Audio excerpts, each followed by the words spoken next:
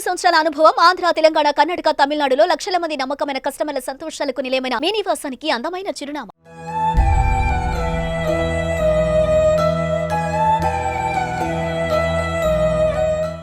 హైదరాబాద్ లో వరుస దారుణాలు జరుగుతున్నాయి. ఈ క్రమంలోనే నగరంలోని ఓ ఆసుపత్రి వైద్యుల నిర్లక్ష్యం కారణంగా ఓ 7 ఏళ్ల బాలుడు ప్రాణాలు కోల్పోయినట్లుగా తెలుస్తోంది. దీంతో మృతుడి కుటుంబ సభ్యులు ఆసుపత్రి ముందు బైఠాయించి ఆందోళన చేపట్టారు.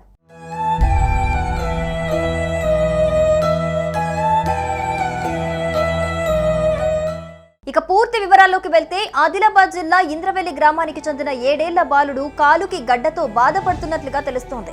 అయితే కాలుకి చీము రావడంతో కుటుంబ సభ్యులు 3 రోజుల కిందట బంజారా హిల్స్ రోడ్ నంబర్ 12 లోని టీఎక్స్ ప్రైవేట్ హాస్పిటల్ కి తరలించారు. ఆపరేషన్ చేసి వైద్యులు చీము తొలగించినట్లుగా సమాచారం.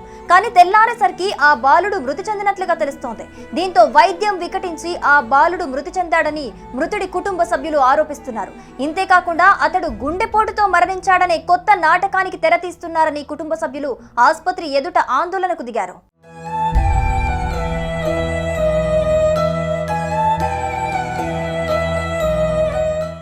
దీంతో రంగంలోకి దిగిన పోలీసులు ఆసుపత్రికి చేరుకుని మృతదేహాన్ని పోస్టుమార్టం నిమిత్తం ఉస్మానియా ఆసుపత్రికి తరలించారు. పూర్తిగా ఆసుపత్రి వైద్యులు స్టాఫ్ నిర్లక్ష్యం కారణంగానే ఈ బాలుడు చనిపోయాడని వాపోతున్నారు.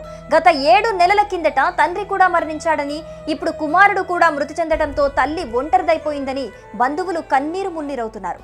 ఈ ఘటనపై కేసు నమోదు చేసుకున్న బంజారా హిల్స్ పోలీసులు అన్ని కోణాల్లో దర్యాప్తు చేస్తున్నారు. ఇక బాలుడి మృతితో బంధువులు, ఇతర కుటుంబ సభ్యులు శోకసంద్రంలో మునిగిపోయారు. ఇంతటి నిర్లక్ష్యానికి పాల్పడి ఓ బాలుడి మరణానికి కారణమైన ఆసుపత్రి వైద్యులపై చర్యలు తీసుకోవాలని డిమాండ్ చేస్తున్నారు. శుక్రవారం మేము హాస్పిటల్లో జాయిన్ అయ్యాము.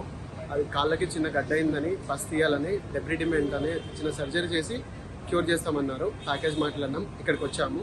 నిన్న మధ్యాహ్నం సర్జరీ చేశారు. సర్జరీ చేసిన తర్వాత ఎవరు పట్టించుకోలేదు సార్.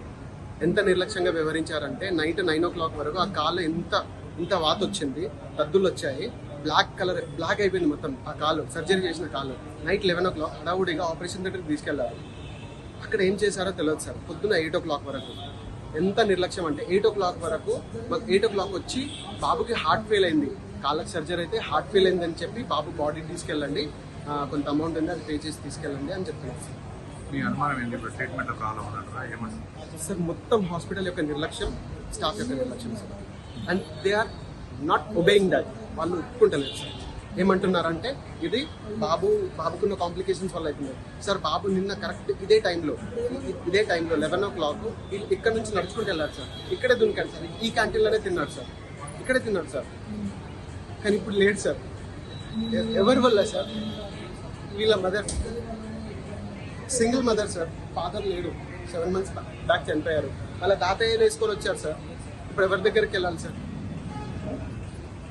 साहब अब एक छोटा बच्चा रहेगा, बच्चा चले गया, अब बड़ी परेशान हमारे बहू को.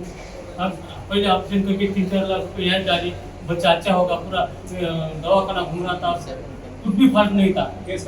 थोड़ा ये ऐसा होगा, उसको थोड़ा छोटा सा ऑपरेशन है बोल के बोला डॉक्टर साहब. आज करता कल तो मंग भेज देता, कल 30-35 हज़ार रुपये होता. मलेशिया दूर आया था डिस्ट्रिक्ट से, तो 30-35 हज़ार गए तो गए, बोलते मैं फोन करा हम आए, कल ऑपरेशन करे कितने बजे? 2 बजे होगा समझो. वो वहाँ 2-3-9 बजे तक वहाँ रखी, 8 बजे तक.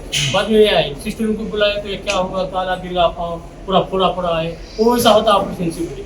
यहाँ फुकरा बोले तो यहाँ बंदे से फुकरा बोले नहीं, कुछ नहीं है. ज़्यादा होने के बाद फिर हम चिल्ला के डॉक्टर के पास गए नीचे.